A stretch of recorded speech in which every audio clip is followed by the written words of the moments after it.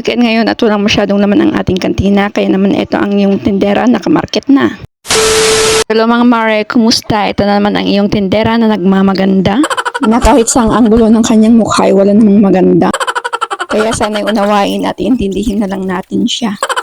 Anyways, for today's video ay samahan niyo muna akong mag-restock ng ating ititinda. At talagang mapapakamot tayo sa ulo kasi may kuto tayo. Mapapakamot na nga lang tayo sa ulo kasi nga naman yung kita mo kinakain ng mga junakis mo. Kaya naman kung magtatanong kayo kung saan napupunta ang kita ng aking store ay tingnan nyo na lang ang mga junakis ko. Na para bang mas malaki yung napupunta sa kanila kaysa sa store.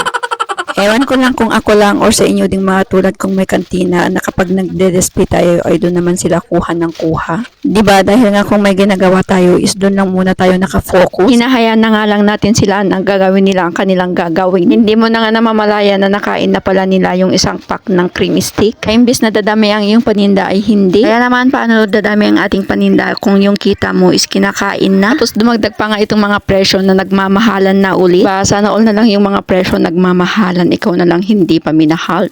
Naman, itry mo pa rin yung best mo para naman mahalin kanya At kung binasted ka nga ay maghahanap ka ulit ng iyong mamahalin. Huwag yung sabihin na magbaak ka na lang.